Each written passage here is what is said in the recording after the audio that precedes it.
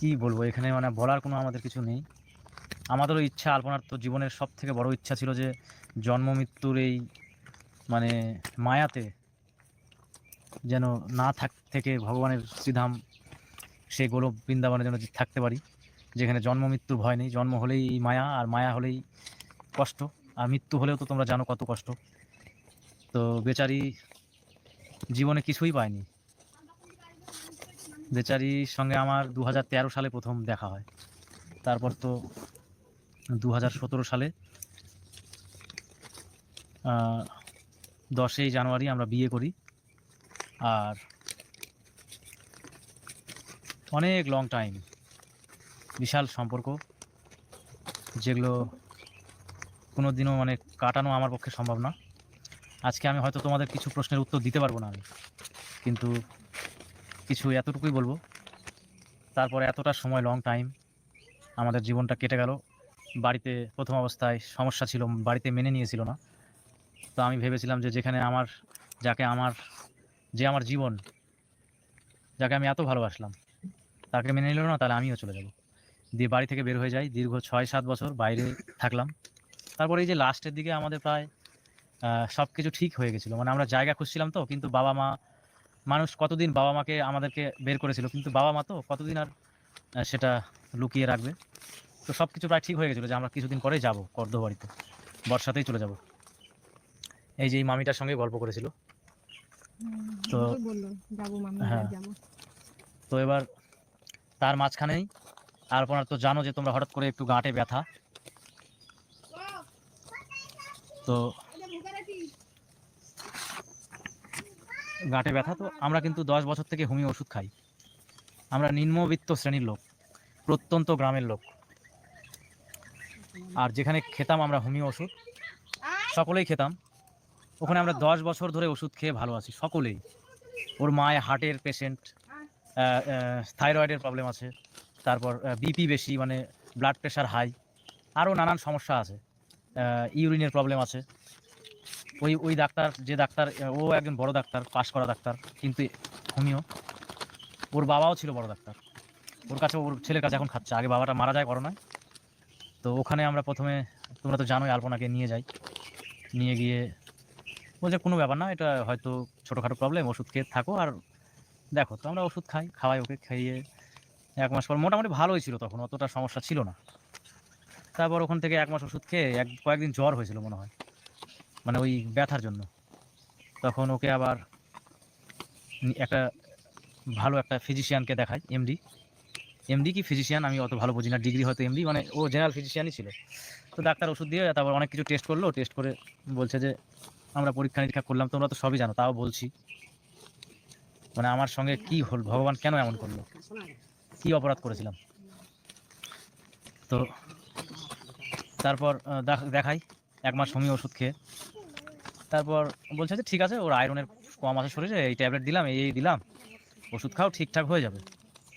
আর blood ট্রান্সফ্লেশন করতে যেও না, কারণ আমরা ব্লাড কৃত্রিমভাবে তৈরি করা যায় না, আমরা জোর করে ব্লাড ট্রান্সফ্লেশন করি, কিন্তু ন্যাচারালভাবে ব্লাড ট্রান্সফ্লেশন কিন্তু ভালো না।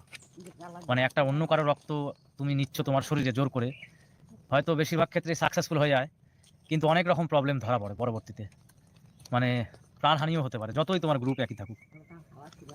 আর এমন কিছু তোমার ওয়াইফের রক্ত একদম যে এখনই নিতে হবে, কিছুদিন দেখা যাবে। তো তখন আমরা ভাবছি ঠিক আছে, আলপনা একটু ওগুলো মানে একটু ভয় করবে যে এই আমি নিব না, তারপর ওই যে হ্যান ত্যান এরকম। তো চেষ্টা করি ওষুধ খেয়ে। তো তারপর ওখানে 1 মাস ওষুধ খেয়ে ওর ব্লাডের লেভেলটা কমে যায়। তখন তো আমাদের চিন্তায় পড়ে গেছিলাম, মানে ব্লাডের লেভেল কমে গিয়ে যে ও একদম মানে যে বিছানায় শয্যাগত হয়ে যাচ্ছে ওরকম না, ভালোই আছে কিন্তু লেভেল কম। আমরা ওকে গঙ্গারামপুর হসপিটালে গিয়ে, ওর তো ও নেগেটিভ ব্লাড ছিল, ওর শরীরে যেটা ব্লাড সেটা ও নেগেটিভ, কিন্তু সব জায়গায় পরীক্ষা করে আসছে এবি পজিটিভ, তোমাদের তো বলেছি। তারপর এবি পজিটিভ ডোনার নিয়ে হসপিটালে যাই, হসপিটালে দেওয়া হয়।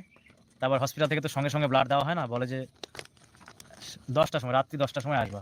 রাত্রি 10টার সময় ব্লাড নিতে গিয়ে বলছে যে তোমার ওয়াইফের, ওর এবি পজিটিভ না, তুমি যেটা বলেছিলে ও নেগেটিভই, কারণ এটা ব্লাড ওর শরীরে মানে লোহিত রেড ব্লাড সেল কমে যাচ্ছে আর ডাব্লিউবিসি বেড়ে যাচ্ছে, যার জন্যে বা রক্তটা একটু ভাঙছে, কী কারণে জানি না, বা রক্ত কম, এই সব কিছু বলেনি যে রক্ত কম। তো সেটা সহজে আইডেন্টিফাই হবে না, অনেক রকম পরীক্ষা করে ও নেগেটিভই বের হয়েছে। তারপরে বললো যে তুমি ও নেগেটিভ ডোনার নিয়ে আসো। এবার আমি ও নেগেটিভ ডোনার গত 4 বছর আগে যে ছিল তাকে আবার ডাকলাম। আরও 3 জন বন্ধু ছিল আমার, 3 জন না, আমি ও নেগেটিভ আমার অনেক, মানে আমার যেহেতু ও নেগেটিভ রেয়ার ব্লাড, এবার আমার সবার সঙ্গে কিন্তু আগে থেকেই কানেকশান আছে, যা কোনো দিনও যদি লাগে। তো আলপনার তো এই মানে 28 বছরের মধ্যে কোনো দিনও ব্লাড দিতে হয়নি, শুধু 1 প্যাকেট ব্লাড, কারণ সেরকম তোর কোনো প্রবলেমই ছিল না। আর এর আগে যেটা ব্লাড দেওয়া হয়েছিল সেটা ওর একটা অপারেশন হয়েছিল সেই জন্য। আর গেল তারপর তো নেগেটিভ ব্লাডটা হসপিটাল দিয়ে দিলাম, দিয়ে পরপর 3 দিনে 3টে ব্লাড আমরা একটা নার্সিংহোমে দিয়ে দিলাম, দিয়ে ওর হিমোগ্লোবিন প্রায় 8.5-এর মতো হয়ে গেল, 8.5-9 এরকম। তারপর ও তো একদম মানে একদমই সুস্থ, মানে শরীরে লাল, এই যে ঠোঁট মুখ এগুলো সব লাল হয়ে গেল। আমরা তো একদম খুশি হয়ে গেলাম।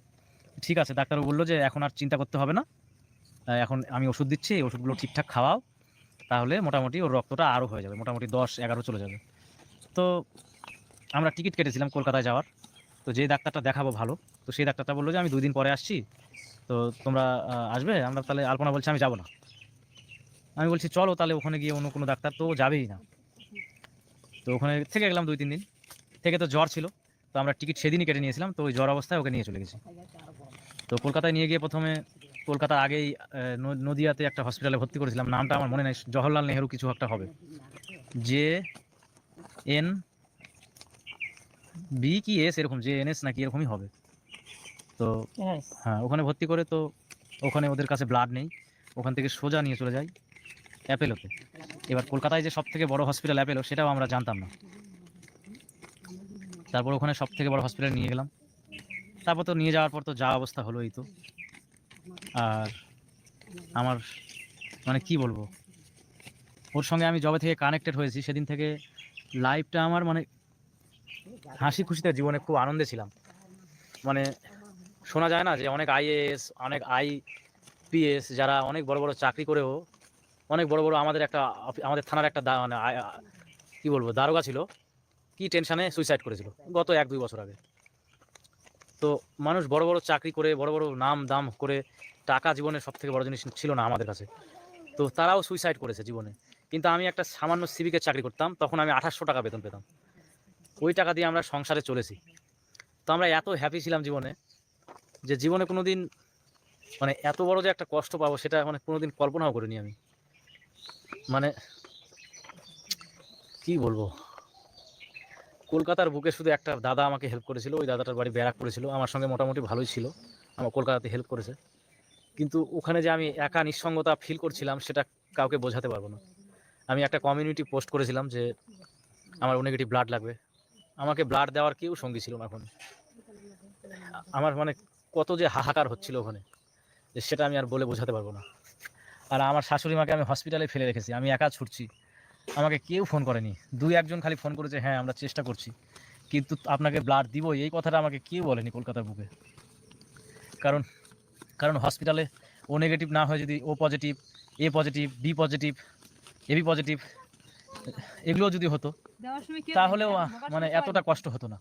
কিন্তু এমন একটা ব্লাড গ্রুপ ওর, ও নেগেটিভ, মানে ভগবান আমাদের কত বড় পরীক্ষা নিল। তো ওখানে গিয়ে আমার শাশুড়ি মা তো না খেয়ে আছে, আমি তো আজকে দিয়ে 10 দিন হলো কিছুই খাইনি, ভাত খেয়েছি শুধু, আজকে প্রথম। আমাদের নিয়ম আছে তো, কেউ চলে গেলে খাওয়া যাবে না, ফল টল একটু খেয়ে থাকতে হবে 2বার অল্প করে। আর আমি ভেবেছিলাম যে আজকে হয়তো একটু ভাত খাবো। তো কালকে একটু মানে আমি প্রথম মানে এই কয়েকদিনের মধ্যে একটু সুস্থতা ফিল হালকা করছিলাম, মানে এই কারণে মানে আমার শরীরে মানে বুকে ব্যথা করছে।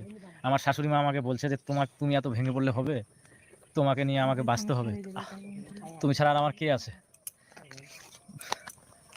তো বেচারি, আমি তো স্বামী হই, ওর সঙ্গে আমার 12 বছরের সম্পর্ক, তাতে মনে হচ্ছে যে 12 যুগের সম্পর্ক।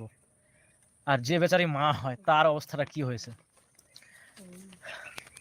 তো তো এর মাঝখানে কলকাতা সেই হসপিটালে তো অনেক ধরনের সমস্যায় সম্মুখীন হতে হয়েছে। তো তখন আমাকে আমার পাশে দাঁড়ানোর মতো কেউ ছিল না, আমাকে বুদ্ধি দেওয়ার মতো কেউ ছিল না। তখন শুধু আমি নিঃসঙ্গতা আর বুকের মধ্যে আমার যেটা আভি একটা থাকে না, সেটা কুড়ে কুড়ে খাচ্ছিল, যে ঠাকুর আমি কি, আমাকে আলপনাকে তুমি ঠিক করে দাও যে করে হোক। আমি বলেছিলাম যে মানে লাস্টে এমন হয়েছিল যে আর যদি ওর যে গল ব্লাডারে যে স্টোনটা হয়েছিল, সেই স্টোনটা যদি আমরা 1 মাস আগে অপারেশন করে নিতাম, তাহলে এতদিন আলপনাকে আর বাঁচানো যেত না, তাহলে আগেই শেষ হয়ে যেত। তো গল ব্লাডারটা কোনো ম্যাটার না। ডাক্তারবাবু বলছে যে গল ব্লাডার, স্প্লিন, তারপর জন্ডিস, সারা বছর জন্ডিসের ওষুধ খেলেও ভালো হতো না, তার কারণ অন্য প্রবলেম। তো আমার ওয়াইফের এই যে যেটা গল ব্লাডারের স্টোন হয়েছিল, সেটা জাস্ট 1 সেন্টিমিটারের ছিল। বলছে মানুষ 8-9 এরকম সেন্টিমিটারে এতগুলো পাথর হয় নাকি, তো ওর একটা সামান্য, ওটার জন্য কিচ্ছু হয়নি। আর ওটা যদি অপারেশন করতো হয়তো রুগী আরও সিরিয়াস হয়ে যেত বা আরও কিছু প্রবলেম হয়ে যেত। তো আমরা বুঝতেই পারিনি, যদি আমরা, ওর যদি থ্যালাসামিয়া থাকতো বা অন্য কোনো অসুখ থাকতো, তাহলে মানা যেত যে ব্লাড সমস্যা আছে, ওকে ব্লাড দিতে হবে। যে মানুষটার কিছু নেই, এই মানে 28 বছর ধরে কোনোদিন ব্লাড দিতে হয়নি, শুধু 1 প্যাকেট ব্লাড লেগেছিল। তো কি করে যে আমাদের আমাদের সঙ্গে, বিশেষ করে আমার সঙ্গে এমন হলো, আমি তো মানতে পারছি না। আমি না, কি বলবো তোমাদের, আমি যখন একটু ঘুমাচ্ছি সেই টাইমটা মনে হয় একটু আমি মানে বিভোর হয়ে থাকছি। যখনই ঘুম থেকে উঠছি না, তখন মানে একটা হঠাৎ করে দেখবা ঘুমের মধ্যে এই মনে হয় পড়ে গেলাম একদিকে, তারপর হট করে এরকম হয়ে উঠি। তো আমার এইরকম হচ্ছে কেন আমি জানি না, তখন মানে আলপনা মানে মাথায় চলে আসছে।